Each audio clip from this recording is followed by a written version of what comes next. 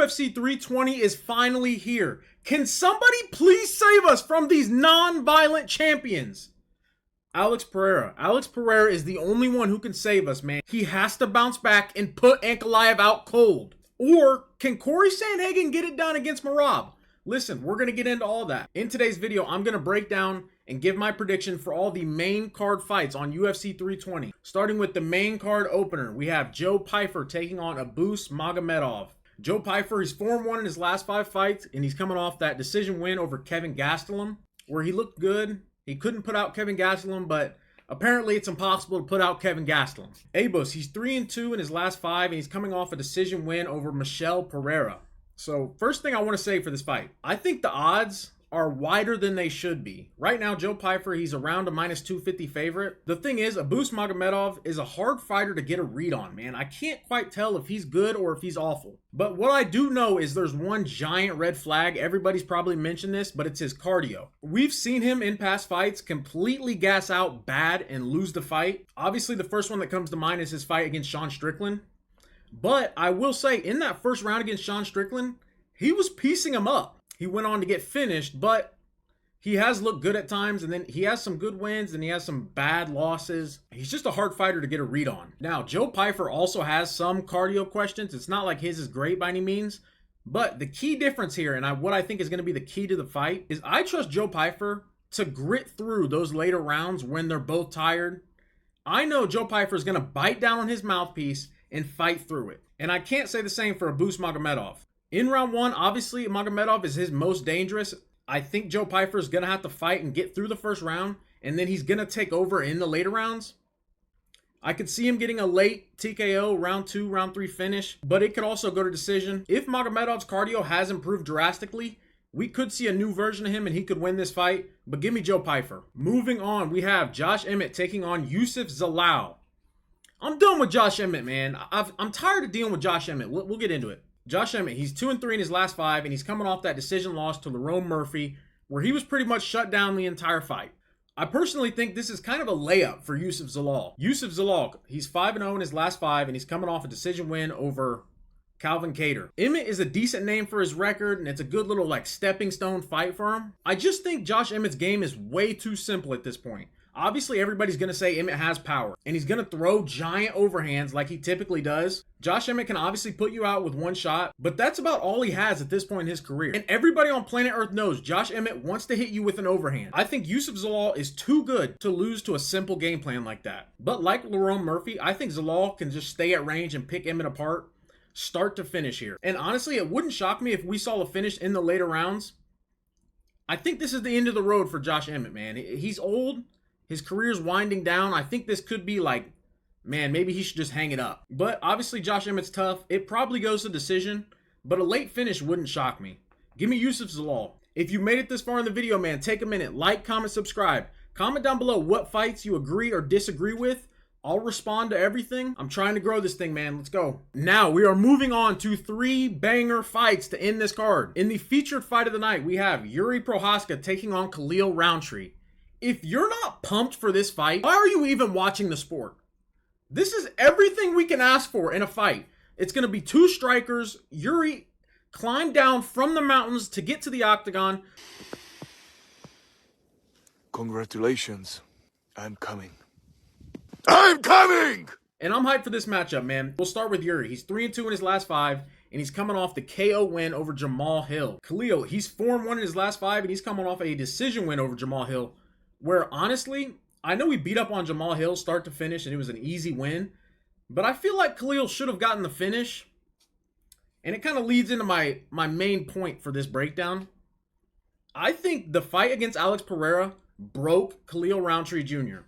I don't think he's ever going to be the same. I think from here on out, he's always going to be this guy who's fighting a little too calm, and he's never pushing for the finish. He's too patient, too careful. In that Jamal Hill, he looked good, but something just seemed off, man. And I really think his fight against Alex Pereira, something broke inside of him. This is going to be a big testament to that theory, but I have a feeling Khalil Rountree is never going to look the same. The fact of the matter is, Khalil Rountree thrives in a calm, straightforward fight where he can kind of lead the dance and process things as they happen. Not in a fight that is straight chaos from start to finish And that is exactly who Jiri Prochazka is. He is chaos. He's going to bring the pressure and cause those chaotic exchanges. And I think Yuri's going to eventually find a finish over Khalil Rountree Jr. There's a couple things you have to worry about with Jiri. One, obviously his head, his striking defense. It's his forehead. That's a problem. But Khalil Rountree's never been a one-shot, knock you out kind of guy. I don't think he does it to Jiri Prochazka. Obviously, another one is leg kicks. Again, Khalil's kind of done it in the past, but he's never really like busted somebody's calf to a point where they can't walk. I think he has once before. I can't remember against who. But he hasn't done it in a long time, and he doesn't do it regularly. I think this is going to be a massive KO win for Jiri Prochazka, where he's ready to challenge for the belt next. I know the people want to see Carlos Ulberg. I think Jiri, if he wins here, he's going to have a statement to make of his own. Give me Jiri Prochazka. Moving on to the co-main event of the evening, we have Merab Dvalishvili taking on Cory Sandhagen. Merab, he's 5-0 in his last 5, and he's coming off the submission win over Sean O'Malley. Cory, he's 4-1 in his last 5, and he's coming off a win over Davison Figueiredo, where Figgy blew his knee out. I think technically it counted as a TKO win for Cory Sandhagen, but he was dominating. He won fairly easily. Merab, man, we may never see another KO win for the belt at Bantamweight ever. Listen, Merab, he's the go-to Bantamweight. I understand he's very good. His style is so boring, man. Let's get into the breakdown. I really wish I could convince myself that Cory could pull off the upset here, and I've tried to convince myself, but I just can't, man. I can't pick someone who got dominated by Umar to beat Merab. If you can't beat Umar, you probably can't beat Merab. Now, I will say, Cory does match up pretty well with Merab. He's tall, and he has some sort of an answer in the grappling department. The issue with Cory Sandhagen is he doesn't have that killer instinct. Like, he can't smell blood in the water, and I think that's what it's going to take to beat a guy like Merab. And I hope I'm dead wrong about this prediction. I hope this is the worst prediction on YouTube. This one right here. Please come back to this video after the fight and tell me how dumb I am for picking Merab. I hope Cory Sandhagen shocks the world, and that's what I'm going to be rooting for, honestly. I'm not a Merab fan, but the thing is, man, it's going to have to be something crazy, like a flying knee or some kind of wild strike, and that's just not something you can count on someone to land. I think Merab's going to do what Merab does, cardio, takedowns, keep you against the cage, knee you in the thigh. A tale as old as time. I think he dominates for 5 rounds. Give me Merab by decision, man. Last but not least, man, in the main event, we have Magomed Ankalaev taking on Alex Pereira. Please, somebody save us from the snooze fest we have as champions right now. I want Ankalaev to lose, and I want Merab to lose. I want violent champions. Sue me. But seriously, Ankalaev's good. He looked good in the first fight against Alex Pereira, and he did what he had to do to win a close decision. A close decision. I've said this all week, and I don't know why people are acting like in the first fight, Ankalaev won 50-45 easily.